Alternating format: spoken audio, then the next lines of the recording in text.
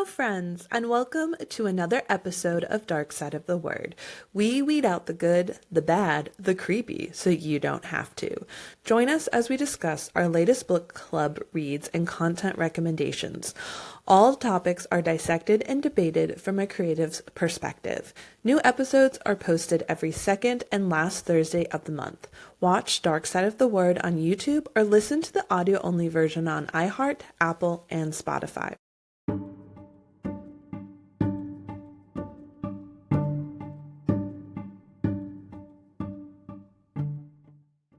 Hello. Welcome back to another episode. It is time for you to grab your drink and sit back, relax for your escapism moment here on this episode of the podcast.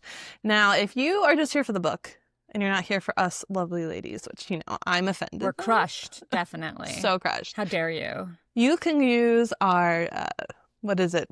There goes the brain. Skip ahead thing. Yes, the chapter. I've indicated below the number marker. Skip ahead. Just skip ahead. Go You can forth skip and ahead prosper. To talk about the book shown in the episode title, which is An Academy for Liars. And I have my copy too. I'm so excited we both have it. I keep wanting to say the Academy of Liars, but it's An Academy for Liars. That is also how you wrote it on our spreadsheet of what we're supposed to be reading, and I had a hard time finding it on Goodreads because we know that if you type the wrong thing on Goodreads, like one letter wrong, they won't show you the book exists. They can get a fucking invest a little more into that, you know? No. They can get a new logo, but Yes. they cannot update the search feature. Which is an odd logo. I looked up what it's supposed to be, and they say it's like some kind of magnifying glass, but to me it just looks like a weird Sanskrit-esque G. And I'm like, what does this have to do with reading? Not that I'm opposed to Sanskrit Gs, but it just doesn't seem to automatically correlate with Goodreads, you know? I just thought it was like a fancier, modern, like postmodern 1960s, what is that like term of that art era anyway, drawing? Mid-century modern? Yeah, like a mid-century modern fonty, like we're going back to the Mad Men era. Yeah. It just doesn't look like a magnifying glass or anything bookish.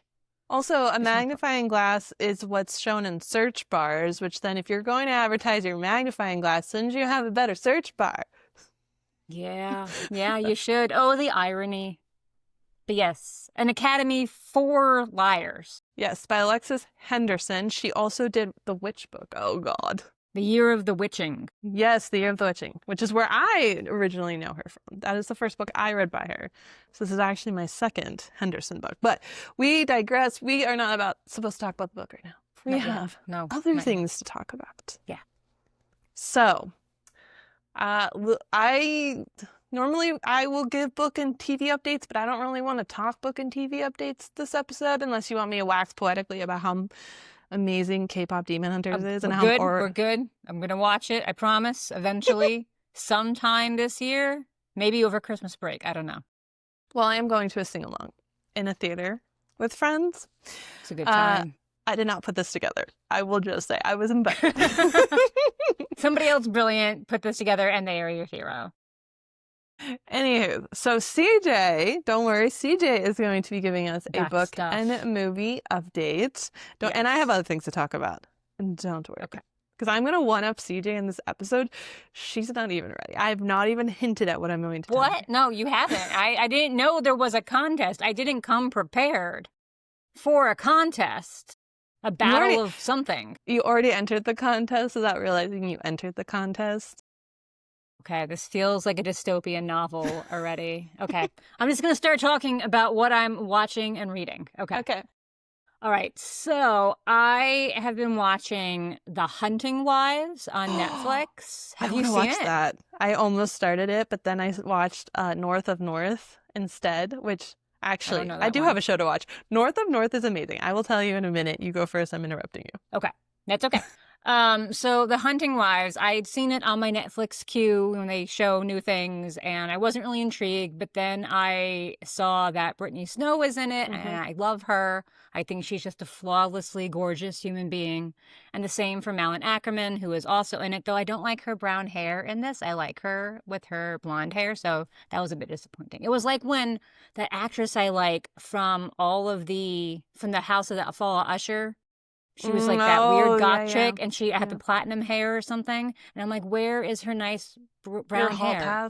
Your hall Huh? pass. Your hall pass. My hall pass, my lady hall pass. And so I feel like it's one of these situations where I'm like, oh, not worth it with that color hair. Anyway, I digress. So I started watching it during a bout of insomnia the other night. I started watching around 2 p.m. and it's very odd. I didn't know what to expect, but it's basically about this couple who moves down from Massachusetts, from Boston, to Texas because her husband takes a new job. And the wife... Culture shock. Huh? Culture shock. Yes, that is a very huge part of it. And the wife gets kind of taken under the wing of her husband's boss's wife.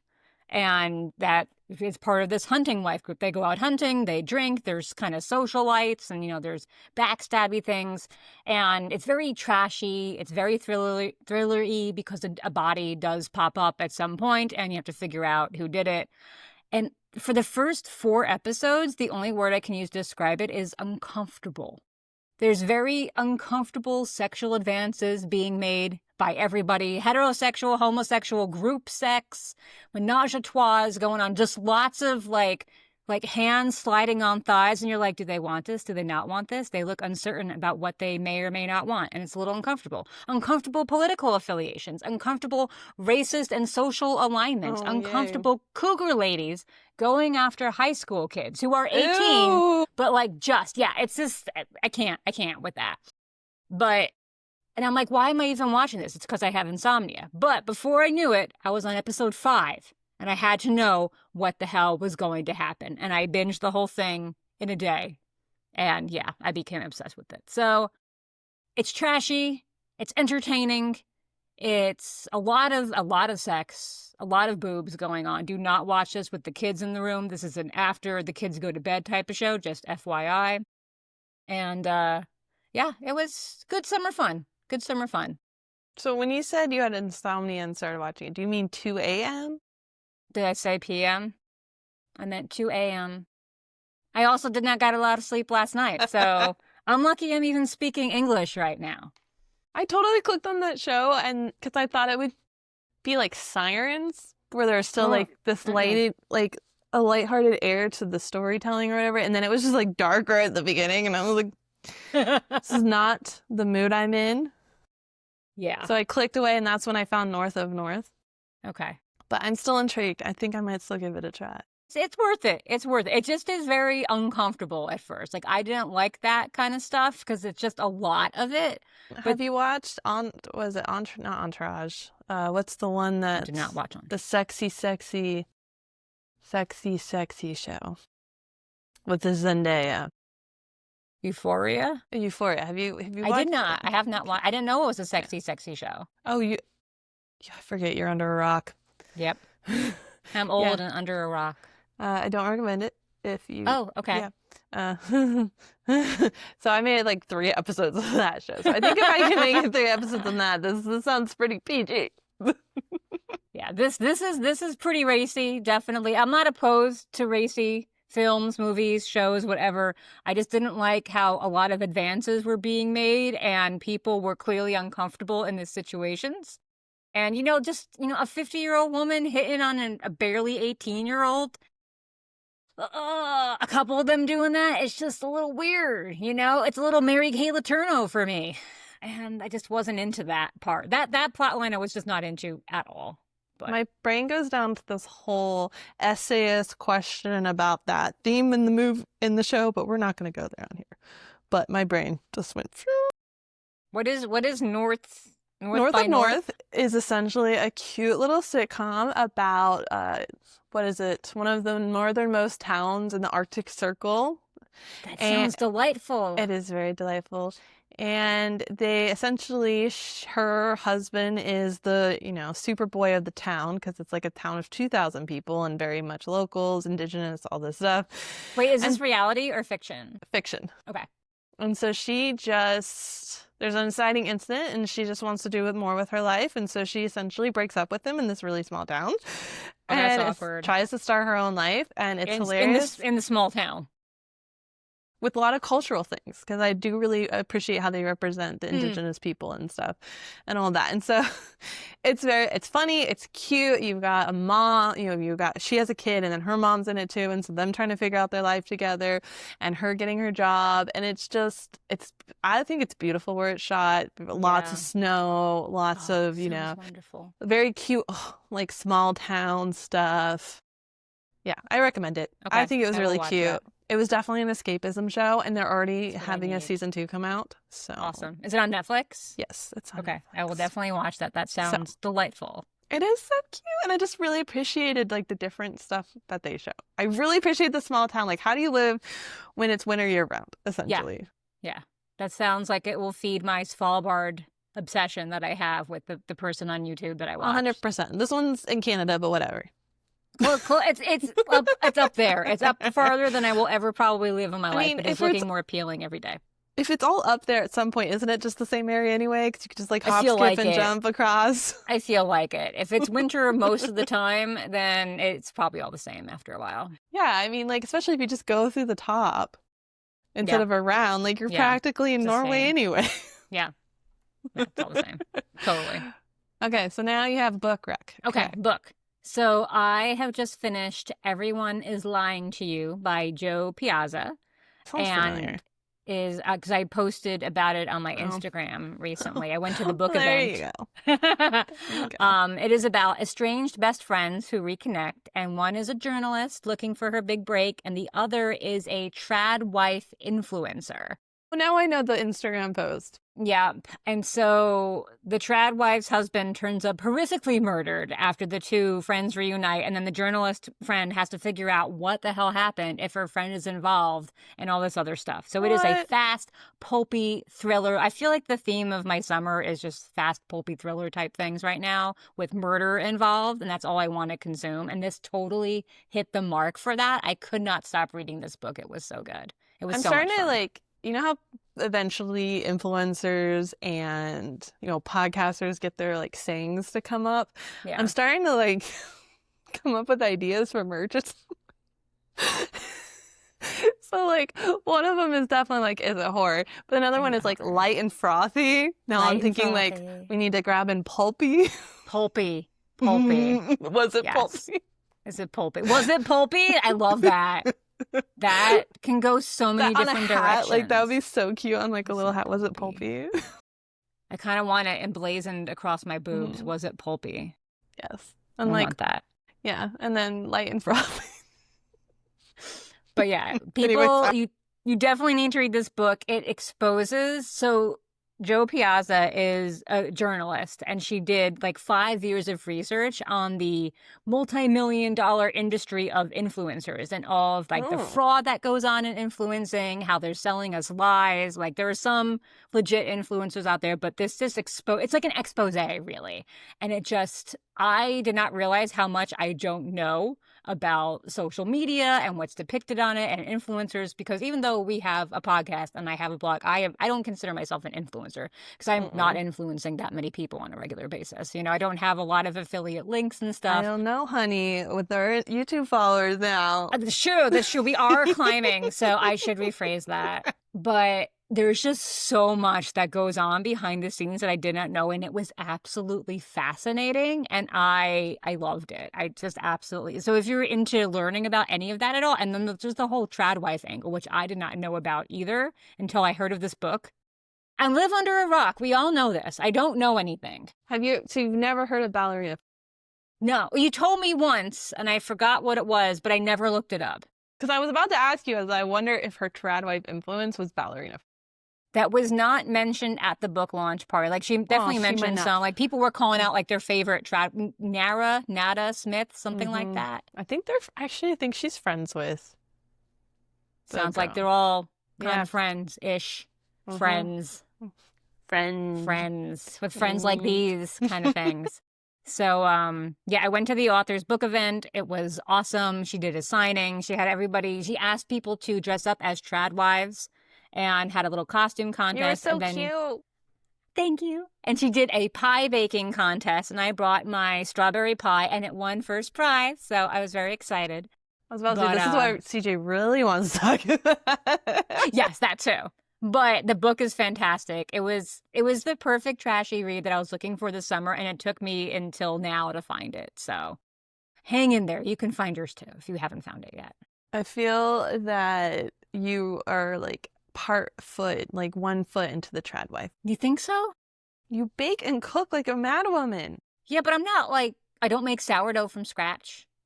I don't have children. I don't have like 5 children on my back and on my boob or anything like that. I feel like I'm using the word boob a lot today. But boob, that's another boob. word. In case you don't know what they are, boob. If you didn't know. Yeah, I don't feel I did bring Okay, that's my true. I forget my the kid pie. aspect is like a huge. I did bring my pie in an Amish pie carrier to the event. That was not ironic. I just did that. Here's the real question. Did you have to go out and buy your dress specifically for that event, or did you already have it? I already had it. I had several I could choose from. Oh, see, like I said, you have 1/3 of a foot over the line. Okay, I could see that. Damn it. I should start monetizing this and be like the real, authentic trad wife person. I think that we all have a little trad in us. It's whatever. That's okay. If we choose to do it, it's all good. I mean, you garden, you cook, you know. I don't sew. I don't have a goat, sadly. Don't think ballerina. I think I'm more cottage core than trad You are wife. cottage core. I'm definitely cottage core. Yeah, I'm definitely the cottage core brand, which I am happy to do. I would love a little bit more cottage core in my house. Like French cottage. You can do like dark cottage. Yes, exactly. Goth dark cottage. Like Ruby from my book. I went and bought a new chandelier finally. I've had my eye on the chandelier for like a while, and I finally just like. Ooh, nice. You'll have to show me later. Very gothic.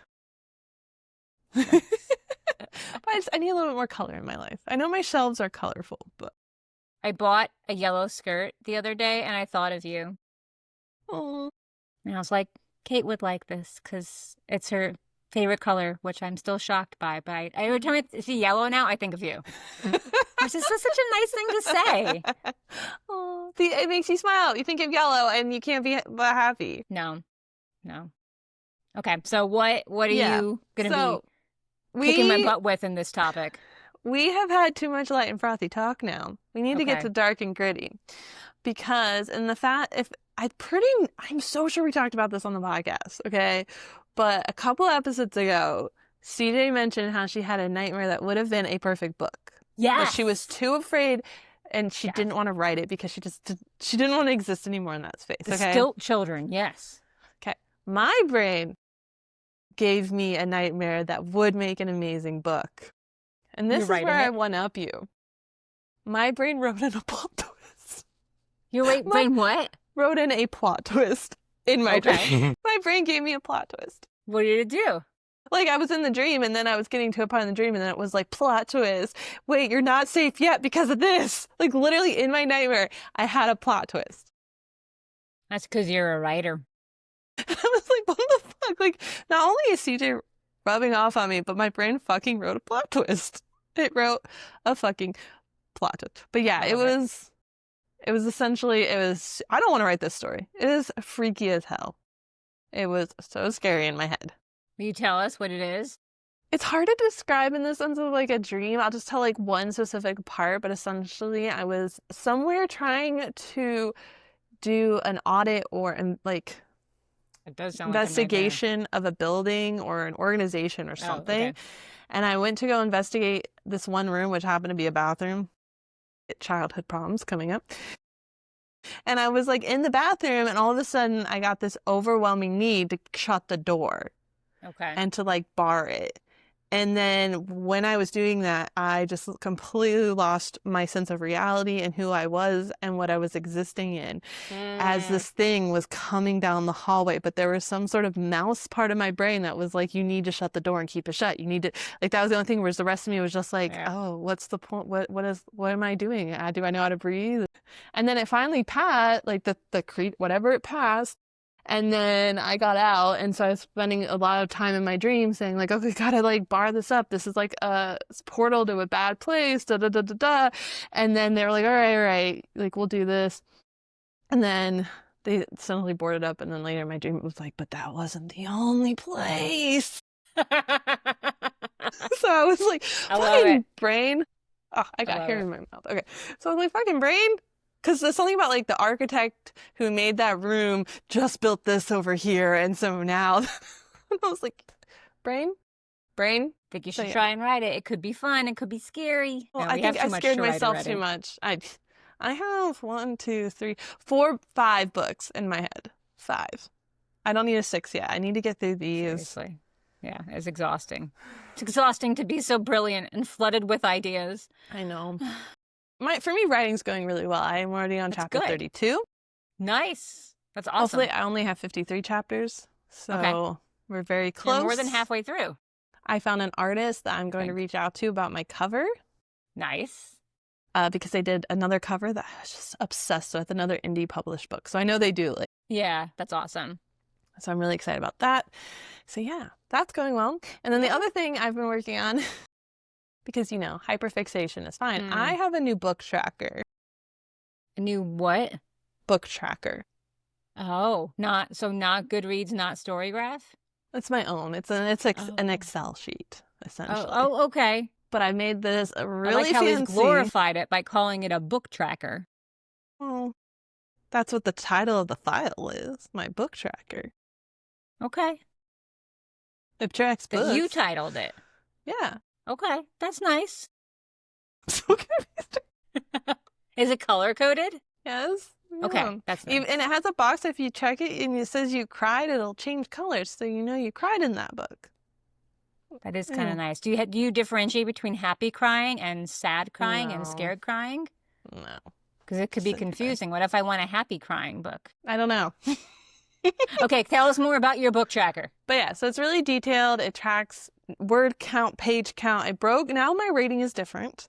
I have 7 categories on my tracker, like plot, writing, themes, emotions, enjoyment, characters, I don't remember. And so I rate all those, and then I take an average of that, and that's how I rate my books now. Oh, okay. Then it tracks all that, and then it makes all these pretty graphs about like what did I read most of, how many books I read for the podcast, like what were my rating scales, like how many. It's just.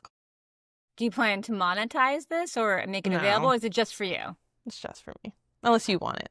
I will gladly. I feel like it's too complicated for me. But I learned all these like statements that if ors and count ifs and sums and like this is like, yeah. That sounds too much for me. I'm just like stars and that's it.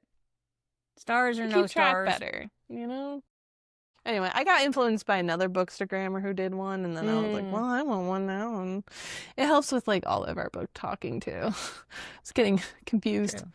Yes. Very confused.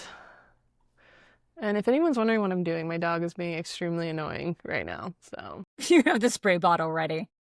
I've squirted him like 20 times since I've been sitting here, and he's annoyed. Poor doggy. So those are my 2 things. That is exciting about the book tracker graph thing. And it's colorful. It's not black and white. It's like teal and brown and yellow, and it's reddish. I don't know. Okay. Good for you. That's nice.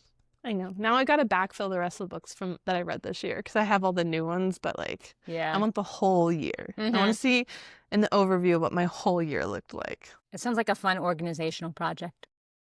Yeah, when your brain's going crazy, organizing sometimes is the definitely only helps. Solution. Exactly. Definitely helps. Well, that's all my updates, friends. Do you have any other updates? No, that is all my updates as well. Right. We'll stop waxing poetically and boring our listeners. We're not boring them. We are challenging them and thrilling them. Oh, I wanted to say something, though, back to your influencer information in the book that you're talking about. I just want to tell our listeners that, like, we are authentic. We are 100% authentic. This is not us being fake. This is not us selling you something. I know so many bookstagrammers, I don't know personally, bookstagrammers who will lie about books just because they got it, or I don't know. They're just not telling the truth. They just want to say they like it because it's what's popular.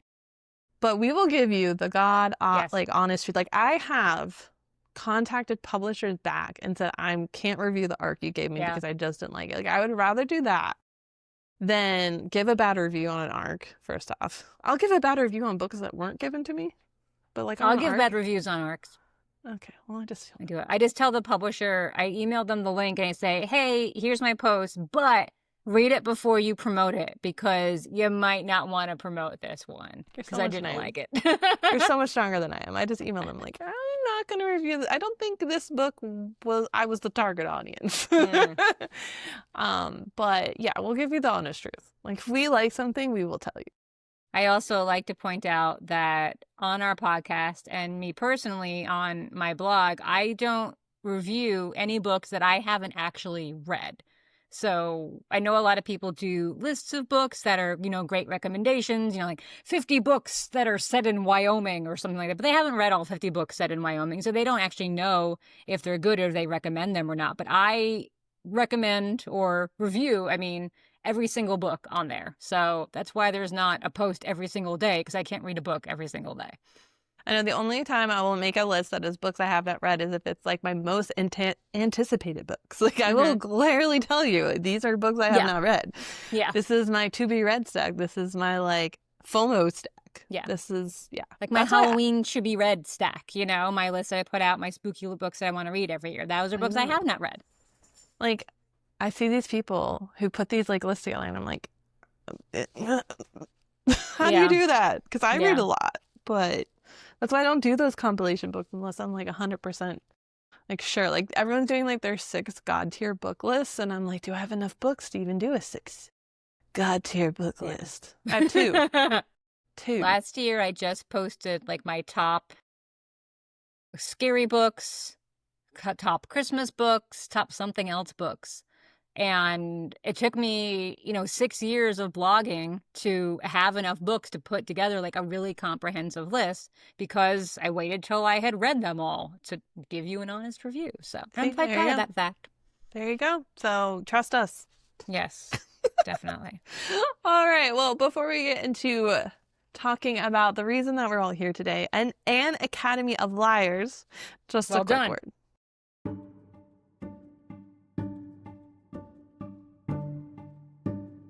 We want to take a second to go over a few things about our episodes. 1. Dark Side of the Word is hosted by Kait and CJ, 2 writers and creatives who can't get enough books, shows, movies, or podcasts about all things dark and creepy. 2, we're generally a book club podcast, meaning that we will be discussing the book in the episode title. There will be detailed spoilers, so if you haven't read the book yet, you might want to click away and check out our other episodes. 3, we love exploring stories with haunted houses, dark academics gone rogue, serial killer thrillers, reimagined monsters and myths, and so much more. 4, this also means that we're going to be discussing mature and sometimes triggering content, whatever the themes are featured in the book. If you're underage and you don't think that your parents are going to like you reading the book, then they're probably not going to like you listening to this podcast. Otherwise, thank you again for listening, and we hope you enjoyed the episode. Make sure to subscribe so you never miss a book, and use the comment section to continue the conversation or share your thoughts.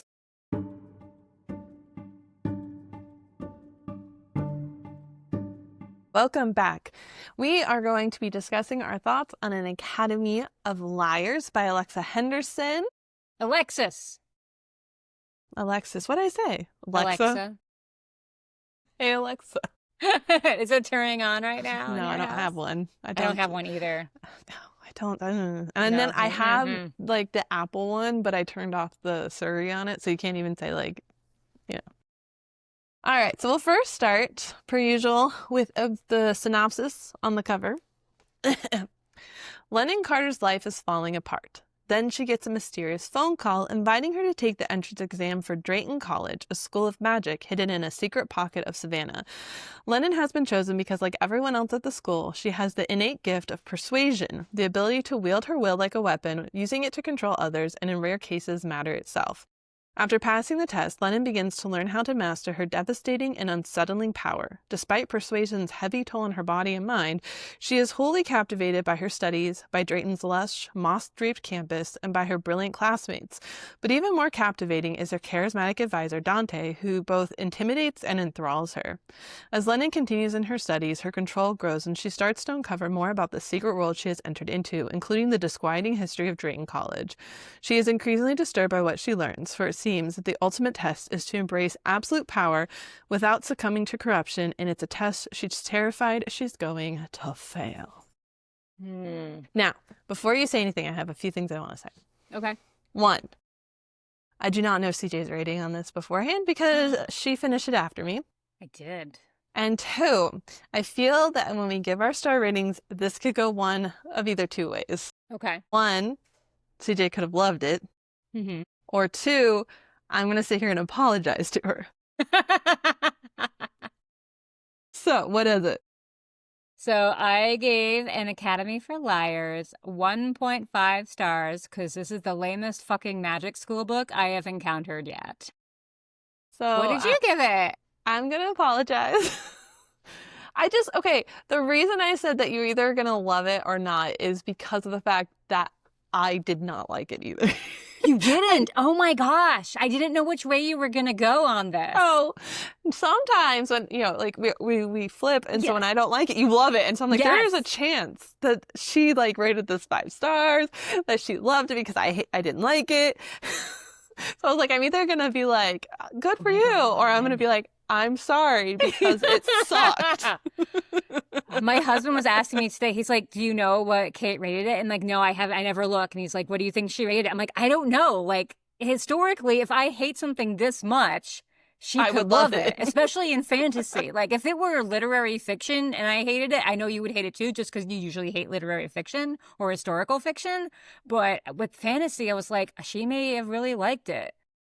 Okay. What did you give it? What's your rating? So it got 3 stars because of my new rating system. So when I take into like... I feel this is a skewed system already. Okay, so I'm going to go through the stars with you real quick. Okay. I have it pulled up because I specifically wanted to like look at it real quick. Okay. So to me, the characters were like a 3. Oh, they were just fine. You hated them? Yeah, there was nothing about them that I found compelling at all. We will get into that later. Okay. Okay, the setting though for me was a 3. I did like it. I thought it was slightly unique and interesting. No. Okay. 1. Okay. Okay, I pretty much gave it a 3 across the board. Yeah, that's more generous. You liked it definitely more than I did. I definitely think that, but I don't think it was good. Which, my I rating's feel gonna like change, this was isn't it? amalgamation of various books and TV shows and movies I've read and watched over the years, but like the lamest versions of them. Like there are elements of Harry Potter in here, obviously. Like the school. Are there? And the scene where Lennon has to go before a tribunal for accidentally summoning an elevator is like when Harry Potter conjured the Patronus to protect himself against Dementors and had to go on trial for it. Like, oh yeah, it's just like cut and paste almost, like with the idea. And the whole persuasionist thing, this, number one, I think that's the stupidest, lamest fucking term for anything I've ever heard. Persuasionist. Ooh, look, here comes the persuasionist. And I could not get into this. And for me, someone who can control the mind like that or make people do things, I first encountered that like as a thing that can be done in Jessica Jones. And there was the character of Kilgrave, who is scary as fuck. And he was just so brilliant with it. David Tennant played Kilgrave. I think that was his name anyway. And that was just so well done. This fell so far below for me. So, like, it had elements of Kilgrave in it. There was, like, a whole Jekyll and Hyde thing where the price you pay for the work you do, the dark side that emerges and its punishment. Obviously, Twilight, Dante, and Lennon. with Bella and Edward, but absolutely no chemistry like Bella and Edward had. Lennon's mom even lived in Florida where Bella's mom lived, for crying out loud. And then at the very end, the whole 50 Shades of Grey thing with Dante being Eileen's sexual partner when he was only 15. That is the exact age that frickin' Christian Grey was when that woman started having sex with him. Can we have an original fucking idea here, please? One of my biggest complaints is when they were talking about like the alligator showing up outside the pond or whatever. Okay. No, I actually agree with all that. I think my rating's gonna end up going down. I don't know. I think I just rated this in a fugue state. It's just, I think it's more of a 2 for me. yeah. The premise is just, like, when you read this description again, I was like, wow, this sounds like a great book. I did not see Dante as charismatic in any way, shape, or form, so that was kind of odd. What else was in the description where I was like, that wasn't the book I read? Everything fell flat. Like, there was a lot of things going on and a lot of effort put into the idea of like, okay, so we're going to have a hidden school and we're going to have like this dark underpinnings of the past and we're going to have a magic system that can be corrupted. But then like the very fact of the ending and that the big hidden secret of the school is that there was someone there existing to keep the school hidden was pretty lame. Yeah. Lame. Yeah. So I'll throw another book into that mix. This also had Taste of Deadly Education in it. Okay. I did not read that one. I don't think you'd like it. I loved that book, though. But essentially, it is about, in their magic world, kids have to go to the school because until they learn how to control their magic, they're fed on by, like, demons, essentially, and monsters. Because they're just weak and they don't know. So to prevent that, they sent all their kids to the school so that they could get stronger and then not be fed on. And then when they're done, they come out. And there's a school, and the way that they build the school, not with the body keeping it alive, but they created something in an alternate dimension in time. And like, it was very like, I got a lot of Deadly Education in that side of it. Okay. Yeah, I could definitely see that from what you're describing. So, no, I think that I had the same feelings about the Year of the Witching as well. I felt that it was just kind of fell flat to me. I didn't actually like it. I think that will be a 3 still, because I actually don't even remember that well. But I do remember it being like, oh, okay, this is really cool. Oh, okay, I'm kind of bored. Yeah. So I think that she has a propensity to throw ideas but not follow. Yeah. Something that bothered me a lot with this whole book is that I was getting very teenage and YA vibes from the characters. Like, the main characters are all in their mid to late 20s, but they're acting and living like they're in high school or in college. And I thought it was weird to have a boarding school for people who are past college age. Like, Lennon's 24, her roommate's 28 and has an ex-husband. How are they all okay living as teenagers? It's so weird. So it was weird just to me. weird that they didn't have a consistent, this is when you're going to come. Yeah. And this is when we tell you whether or not we've watched you our whole life, and this is when we're going to tell you that you have the ability to do this or not. But you're also generally all going to be around the same age, but you're not going to be around the same age. Yeah. Lennon was about to be married. Yes, albeit at a young age, but she was about to be married. Yeah. And why is it that everyone in their worst moment is when they get called in? Do you notice that? It was all like they're hitting rock bottom type of thing. Yeah, because you had the guy with the dead-end job at the convenience store. You had Lennon running away because she saw her fiance. You had the roommate did something. Who killed her husband. Yeah. And so all of that came through, and that's when they got the call. Yeah. I just now noticed that. Yeah. And, overall, Lennon didn't seem nearly as bothered or astounded by the discovery of the existence of Drayton and persuasionism as she should be. Maybe it's just supposed to show us, like, how desperate she is to get out of the life that she's in, that she just doesn't question anything. But still, I felt there could have been a lot more, hey, this could be really weird. How is this happening? I just didn't buy it. There wasn't enough character depth. It feels like a debut book in the sense of like it feels like my book right now. No, your book has more depth. I care about your characters.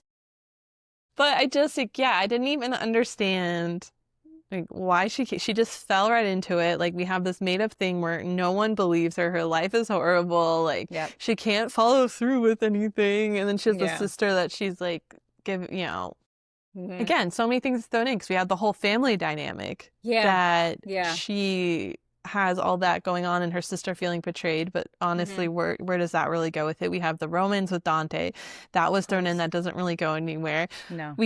So there's this creature in the mirror as well. That wasn't even fully explored. The book started off so strong. Like that first chapter with her seeing that thing in the mirror, I was like, okay, I'm intrigued. I want to know where this goes. And then it just went from here to just like an elevator falling rapidly to the bottom in the basement. Do you like what I did there? Mm-hmm. And then just stayed there for like 200 pages in the basement until it finally inched up to like floor 1, then fell back down again. There was just no propulsion to this bit because I'm so animated about this. There was no propulsion to this novel. Like, we had that moment and we're like, okay, where's this going? Holy crap, that's scary. Like, is this something that's gonna be haunting her? Is that why she has to go to this school? Because she had, and then it's like just this one random comment, like, don't look at her. When they're in the elevator, don't look at her. They all exist. I feel like a lot of things came up like that, like random comments. I'm like, where did this come from? What are we not looking at? And just, I don't know. It was very odd. I mean, did we even know who that little boy is? August. Okay, and he's the monster? He's the Voldemort, basically. Another Harry Potter type thing. Okay, but we have Dumbledore and Voldemort, basically, with August and Voldemort. Dumbledore dies, right? Isn't that what Benjamin was? Is he supposed to, or no? Yeah, right? No, so August, it was trained with Dante under, I guess, Benedict. I'm not sure. But then August started being kind of weird and creepy and giving people nightmares. Yeah. So he asked Dante to kill him. But Benedict is essentially Dumbledore. Yeah. But I feel like, And then the headmistress lady is the Dolores Umbridge of the book. There you go. Oh my God, I got such Dolores Umbridge. Like when she goes into their bedroom and she just like flicks on the one light. when Lennon goes to like be interrogated by her at the end to be like, do you have enough magical ability to do what I need you to do? And like, she's like, they go to her house and up to the bedroom, there's no lights on. She just flicks on like a single light. And she's like, I have a migraine. Okay. You can't will that away for some reason. Such Dolores Umbridge like vibes. Like, come on. And then she just like steps over Lennon and leaves when Dante shows up. Like, what? I can't. Oh my God. Do you want to know who my favorite character was in this entire book? The rat. Yes, Gregory the rat. Oh my God, you know me so well. Gregory the rat. I cheered when he showed up at the end and then to help free her. I'm like, Gregory, oh, look at you. Look at you. Best guy in the entire book. The only one I had any remote interest in was Gregory the rat. Like, you knew from the beginning, too, that she was going to have a relationship with Dante. They were trying to sell this as a romantasy. Let's just make this clear. It was and then she, like, okay, she was with someone at the beginning. I kind of understand that. That's the inciting incident. Ian. But then Ian. What the fuck? Ian annoyed me. Though when she did kill him, I was like, yes. Like, we went there. We went there with that in the good, disgusting way. I don't know why I understand being upset that she killed him because you're killing a person. But in the beginning, when she just drove the knife through his hand, I don't know why she felt so bad about it. The whole point of this contest between them was to win. It was a battle of wills. They were supposed to defeat each other. So I think it's because it was so bad. Because like other ones, I would just be like a clip on the finger. Well, boo-hoo, she's just fucking awesome, man. That's it. Yeah, and then she did such severe that like he had to have surgery and like damage. Just girls apologizing. They were supposed to be caring for each other at that point. Yeah, they were just fucking. They weren't really like caring for each other. Okay. He was gonna shack up with the nun lady soon. Also, what was with the roommate who she had a relationship with the guy on the bed the whole like what? What was that? Why was she caring for him? Are they related? Like, was she what was that? Was she a secret agent and she was always like not actually a student the whole time? Good and point. She was just keeping an eye on Lennon? That's a good point. I did not get that impression, but that would make more sense if that were the case. So, yeah. I The know. characters, I just didn't connect with any of them at all. Lennon was dull. I just really didn't care what happened to her. There's nothing to like about her, to root for, to recommend her. I couldn't feel any of the friendships between the different characters. And Right. she doesn't really seem to like have relationships. They're just kind of there. Like everything's just there because it's supposed to be there, because that's what happens in a story where you go to a magical boarding school and you suddenly become friends with everybody in your hall, you know? But there's no actual building of relationships there. And I know this is going to sound like an 85-year-old grumpy old man, but what is with all the Brooklyn hipster last names as first names? Lennon, Sawyer, Emerson, Blaine. What the fuck? I have no idea. I don't know. That bothered me for some reason. I don't know. I've dropped it down to a 2. All right, we don't even have to wait till the end. Yes. So I did make the characters a 1. Okay. The setting is still a 3 for me. You can't change it. I'm sorry. Lush, canopy, you know. I feel it was repetitive, though. She didn't really take it many places. We had the same kind of descriptions over and over again. I didn't say the writing. I said setting. I mean, setting to me is where she puts it. I'm like, yeah, but I mean, it's nice. You can't. But... Moving on. Okay. I'll give the plot a 1. I dropped that down. I do think the themes were decent, so I gave that a 3. The writing's a 2. Emotions were a 2, and my enjoyment was a 2. Can we talk about Dante and Lennon's lackluster romance? Can we talk about the fact that when someone's called Dante, you expect a certain level with them? Like, they come with prerequisites? Like hotness and enthralling and charismatic, as he was described on the book jacket, and I got none of that. And slightly bad boy? Yeah, he had tattoos, so I guess he's a bad boy. Which I don't get. What was with the moth again? I don't know. I was wondering, I think they talk about it at some point, but it was very short. But I'm like, why is the moth so harped on? Oh, I'm taking the conversation back for a second, but also, yes, the infirmary gave me Harry Potter vibes. Yes. Okay, anyway, moving on. It was very weird for me that they could do all this stuff with wills, but still not be able to heal themselves somehow. Like, I'm used to that being, like in Harry Potter, like, oh, you hurt yourself. We'll do a spell to mend your bone, you know? He did, I thought, when she got hurt at one point, he, like, told her body to heal itself. Oh, I forget. Okay, anyway. Yeah, Dante was such a letdown. It was like a stale version of Edward in Twilight. And I feel like, again, with the whole YA vibe, it was just insta-like or insta-love, where there's no connection between them. They're just liking each other because they're supposed to do that in a romantasy. I think it's forbidden. I'm pretty sure this is her first adult book. You can tell. You can tell. Well, it's funny, too, that you say all this, like, Harry Potter stuff and everything, because there is a YA writer that finally wrote adult. And she did make it kind of Harry Potter-esque. She essentially took the movie Departed and said, what if this had magic? Departed with... No, maybe that's The Departed. With Leonardo DiCaprio. Yeah, that's what I'm thinking of. Okay. So she watched and she's like, what about this with magic? Oh, okay. That's an intriguing combo. And I think she said her magic system is based on pleasure and pain. So I'm really kinky. Sounds a little 50 Shades of Grey in there, too. So I'm really excited. I'm really excited to read that book. Okay. The sex scene was probably the most unsatisfactory and boring sex scene that has ever happened in a book. Right. It totally got Twilight vibes when they went to the beach. I did not get that, but I can see that now that you... Because the honeymoon. The honeymoon was on the beach. Like, we were on the beach together. Yep. That vibe, because it's like they're alone, hidden, kind of, you know, very removed from the world, and then they're like finding each other. Man, I'm dropping it down to just 1 star. We just lost a half a star for that. Just lost a half a star. Man. Yeah. Because you're right. I was totally feeling I was feeling one of these books that really...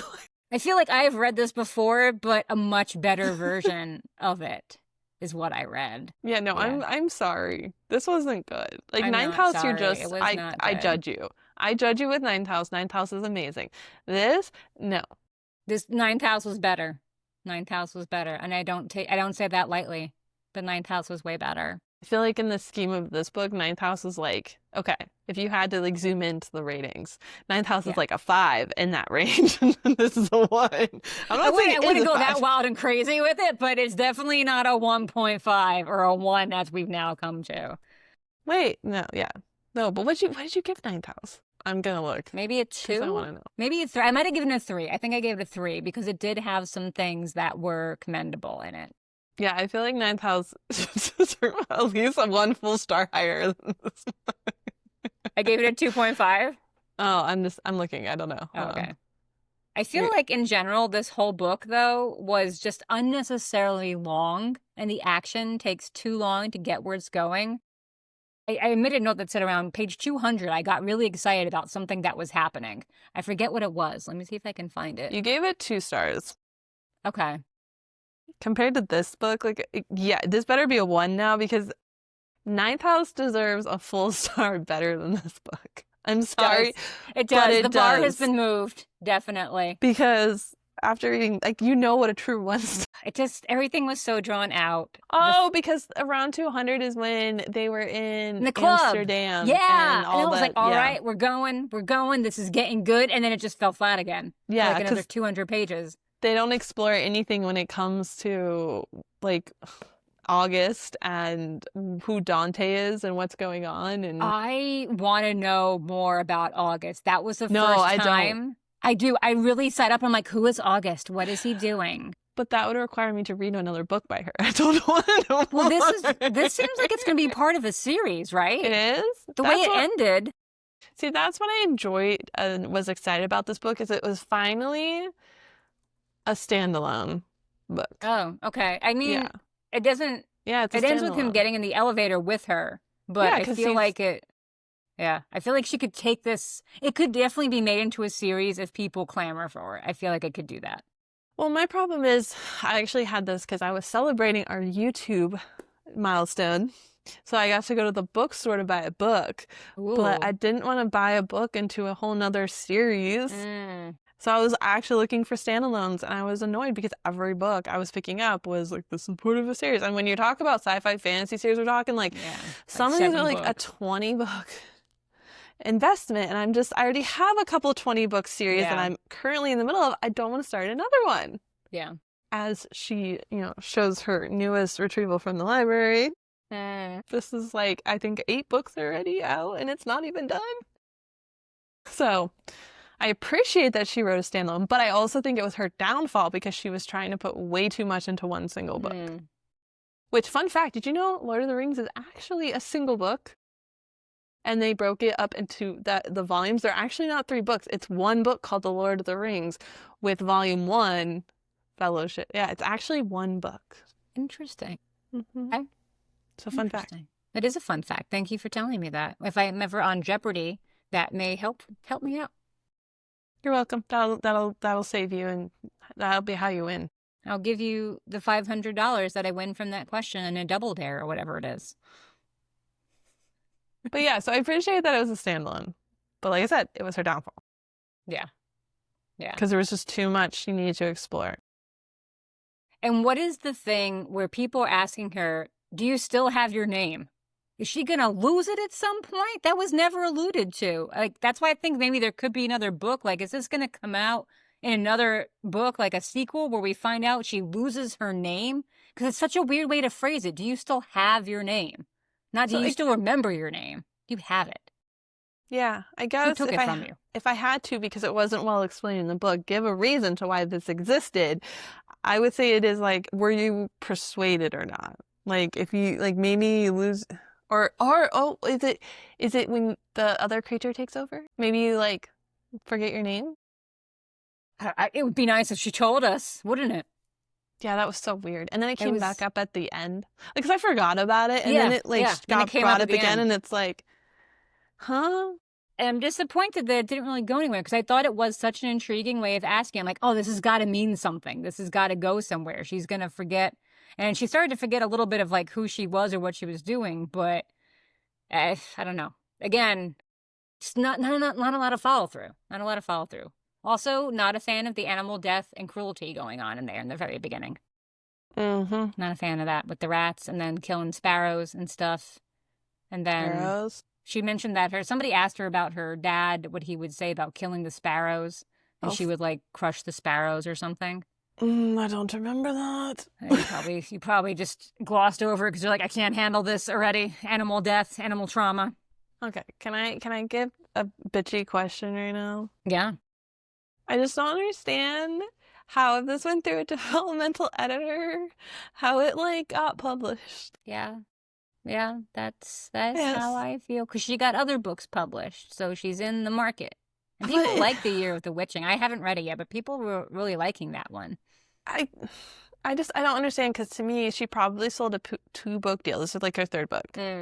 She probably sold a two-book deal, and so she would have had to sell this one. How did the developmental editor not catch all of these issues? I feel like they're skimping on developmental editing and not developmental editing anymore. I think that's like the simplest answer is that money's tight, publishing houses are in a crunch, they want to pump out the books as quickly as possible, and they're cutting corners, and this is where they're cutting, and people just aren't reading the shit that they're acquiring. No. Have you? Okay, you're not on Bookstagram much, but I've been on Bookstagram lately, and there's this new thing about reading your physical TV read that you have, and these people are saying numbers like 400, 600. Like, how do you have 400 and 600 unread books on your bookshelf? Like, how out of control did you get? Okay, Book Dragon, you don't see how that can happen? I have 148, Yes, because you have limited room. but I also read my books. Eventually, but people have a problem. Ugh, I know I do too. I guess I have a little bit of self-control. Well, yeah, a little bit.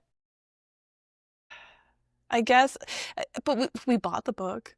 We fell into the trap. We gave I did her not. money. I got it from my local library. Thank you very much. I am very glad I did not spend money on this book. I like my pretty shelf I of know. all the books we've read, and it's like That's okay. You can like what you like. That's very nice. And you supported an author. You know, even though we don't like the book, it's nice to support an author because we know what it's like to be a writer who wants to make money off of their passion. And if she's able to do that, that is awesome for her. I'm just glad it's not my money for this particular book. I'm annoyed because there's so many blatant, obvious problems. There are a lot of stuff. Some things I noticed too about like developmental editing is that Lennon passes out way too much. The author used that as a crutch to move things along. Like she's always passing out and then coming to later. That happens so much. And then Dante is always giving her time limits. He's like, you have 15 minutes, you have 20 minutes, you have 5 minutes to do this all the time. It's just, again, it's a crutch to do something. We spent way too long in the infirmary.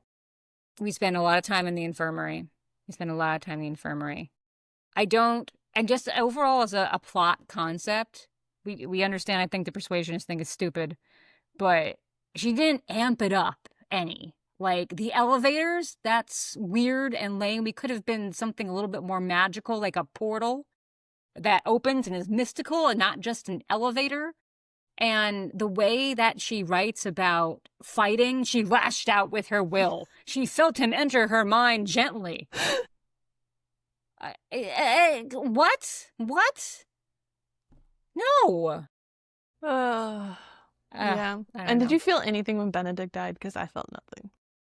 I did not, but I was very shocked that Lennon was the one who killed him and did it with the time travel. I did not see that coming. So that was one good thing I did like in the book, where I was like, holy shit, something interesting actually just happened. I think that just annoyed me. Did it? Yeah, because I was like, I liked it. That was the one thing I liked. Because even when she spent time there and talked to him about August, there wasn't like this big thing that happened. And even the point of her killing him, she killed him. It was just like, oh, well, I'm going to make you slit your wrist. It wasn't this big monumental moment. It was such a letdown. When you just said August, that reminds me. We had this whole allusion to August. It's going to be August all over again. Something that like wrecked Dante. And then we learn about him in like the very last few chapters. And then nothing. And like, what was the point of him, really? That's why I feel like this was a setup for another book in a series, because we have a lot of unanswered questions. I don't know. But not that I care. Like, I would not read the next book. I don't give a flying Walenda what happens to any of these people. It has a lot of reviews. Like, it has a lot of people liked it. But it's a 3.44. That's not good. Is it? Yeah. I saw a lot of people who are loving it. Because I always go, when I'm not liking something, by about 50 pages, which is my usual stop point. If I don't like a book that's not for the podcast, I stop reading it. I go and I look at Goodreads and I see, what are other people saying about this book? Does anybody think like me? And sometimes everybody thinks like me, and sometimes not many people think like me. There's like 1 or 2 outliers like me, but most people like this one. But I figured maybe it was just me because I don't read a lot of fantasy, but maybe it was just my lack of understanding a fantasy world. But I've seen better fantasy worlds. No. I got this from Mother Horror. I love Mother Horror, but she and I sometimes differ on books, and it makes me very sad when that happens because I feel like we can't be best friends then. But you and I disagree on books, and we're best friends, so it can happen. Except for Atonement. It can't happen. And The House of Last Resort. Yeah. But at least we agreed on this one and The Bogwife as being bombs. I saw someone recommend The Bogwife, and they were just like, if it's your thing. It was like trying to try it. It was like, yeah, like this is your vibe. Like I'm not gonna tell you it's bad, but this is me telling you it's bad without telling you it's bad. It's your funeral. You go ahead. I was like, hey, we're not. Yeah. Well, you know how you felt reading this book. Okay, that's how I felt reading Last Resort. I'm sorry. But that book was fabulous, and it's not my fault you couldn't grasp how wonderful it was. Never. The writing, okay, we're not going to get into this. We can't get into this. Okay, listeners, just go watch the review of it. Go watch the episode and let us know who you side with for the House of Last Resort. Hey, pick me! Pick me. Be sensible and pick me. So I feel I have dragged this book through the mud enough. And if I don't want a target on my back, I should probably stop talking about it. So yeah, I have said enough. I saw something on Instagram a while ago that was like, if you expect to get into the field and you want to be friends with people, you better not like give bad reviews of books. And I'm like, whoops. I'm doing it. I'm gonna get shanked by at least 2 authors right now. Right? Seriously. And if I have to go into a bookstore and hear another person who loves Andy Weir, everybody is entitled to their opinion. Yeah, but no one's talking about the book I hate, so at least I have that. They either mention The Martian or Hail Mary. They don't mention Artemis at all. Like, it's just, it doesn't exist. So I just picked up Hail Mary from my husband at a book sale because I know he liked The Martian. But I don't know anything about the author. You've probably told me, but I don't remember. But I'm trying to separate the art from the artist. Because if we didn't do that, we'd have absolutely nothing to read, watch, or enjoy. Oh, I know. I got so judged the other day because I said we were talking about like the new Harry Potter land at Universal, and they were like, "Oh, I can't ever go there," and I'm like, "Why?" Because of Harry Potter, and they're like, "Yeah, I don't want to give her any more of our money," and I'm like, "You know, she has enough money. Like your few dollars you give her from going to the park is not going to change what she's already doing." Yeah, she's already made her billion. She is set for life, and she doesn't give a fuck. So just let it be $1.1 billion and go enjoy yourself. Yeah, there are so many things that we would not have today if it weren't for awful people, and I am grateful for the things that I have enjoyed that they have put out. Not the things they've done in their life that hurt other people, but the works of art they have done. I am grateful for the ones that have affected me in a positive way. So, and I'm not going to apologize for that because you're allowed to like what art you like, and that's it. And I'm just going to say it and get our entire podcast canceled and me murdered, but I love Harry Potter and I will still love it and I'm not going to stop. I have a wand right there and I am on display. I have Hufflepuff stuff over there. Like I'm not going to play that game because me boycotting her is not going to do shit. It's like you can be a literary genius and a complete piece of shit at the same time. Men used to do it all the time. Men still do it all the time. Frankly, it's refreshing to have a woman do it. No, I'm kidding. But I'm not going to sit here and analyze her book to see if there's like all this underlying subliminal messaging in it. Because if we didn't catch it already, I'm not going to go through here and try to find stuff out of thin air about how she's a horrible person. She just is a horrible person. And that is very unfortunate. But you know what? She's not the first. And she's going to do this whether or not like we read her books. Like like you said, she's already a billionaire. Like, me going to enjoy your stuff now. You want to go drink a butterbeer? You go drink a butterbeer. I will not go drink a butterbeer because I don't like them. I would love to drink a butterbeer. I imagine it tastes like warm butterscotch. I love butterscotch. I didn't like it. I love butterscotch candies. I keep them in my purse like I'm a grandmother. I don't think it's like butterscotchy like you want. No, Yeah. it's unfortunate. And it also has like this weird fizz to it. Like soda? Is it like cream soda? Yeah, it's pretty much like cream soda. Yeah. Take it or leave it. Yeah. See. And then they put like a foam on top that does have like the buttery scotch, but then it's just also cloying and fake tasting and syrupy and I imagine it tasting. When I was little, I would go to the farm, and at the checkout counter, they had these lollipops that looked like corn, like cobs of corn. They were yellow, but they tasted like butterscotch. Mm. And that's what I imagine a butterbeer tasting like, with like See, the that's what it buttered should corn. taste like. Huh? That's what it should taste like. It was so good. It was Now, so when you good. go, because I know you guys are going at some point, just get one and share it. Okay. You can always go get another one if you like it, but just Just it get was one and fun. share. I just enjoyed wanna it. Taste. Like, I enjoyed the whole like picture moment. I'm drinking butterbeer and daggone it. Like, yeah, but Yeah. See, I know we'll probably go at some point, but I can't see spending the money to go to do all that. I'd rather go to Europe with the amount of money it takes True. to go to Disney and Universal it Studios. was and all really that. cool though. Europe's really cool too. I know, but Diagon Alley and I playing can with go the see wand. the actual like hall of that they based whatchamacallit on, you know? I know. I really want to go to England and actually go to the studio where they have all the sets and stuff. Yeah. But well, you know, I can you go can to Edinburgh and walk the streets that she based Diagon Alley Yeah. on. True, I did that. That's what I would do. But that's just me. I always prefer going to Europe than anything else. It's okay. I mean, you can always stay with me. That's There true. you go, and then I'll That's go a with perk. you. That's a Yeah. perk. That's worth going then. Yeah, exactly. See. I Yeah. also like rides, so Oh, I get something out of rides. I feel like I'm going to throw up on the faster rides now. I'm not as young. And I'm not the young, spry chicken that I used to be going on all the rides at Busch Gardens. Mm-mm. All right. Well, I don't have anything else to say about this book, and I do not. am good. I'm good. Final I- rating? 2 stars. You went up. 2 stars. I went down. No, you went down. Okay, 2 stars. Okay. I'm at 1. I went down. Barely, but yeah. I do not have a book for everyone. Yeah, To it's see our going to be a next book. surprise next week what we're doing for everybody. Do you want me to tell people or just leave it? I think we should leave just it. leave it because Yeah. FYI, people, we're still a little bit up in the air. I'm not sure. We're flying by the seat of our pants the next few weeks, so We got it'll a be a positive. surprise for us and for you. We got a positive response today, so We got a positive response, so we are hoping that it will be what we want it to be. If not, we have an excellent backup plan. So either way, you're gonna get something fan-fucking-tastic from us. So you just come back in 2 weeks, my friend, yeah. and it'll be a good time. And if you need to buy books because you are that person that has 400 unread physical books on your TBR, Not if you need to read books. If you need to buy books. don't forget to use our bookshop.org link below because it helps you to not buy your books on Amazon and you can support an independent bookstore as well as supporting us because our affiliate link gives us a little kickback at no extra cost to you. Ha!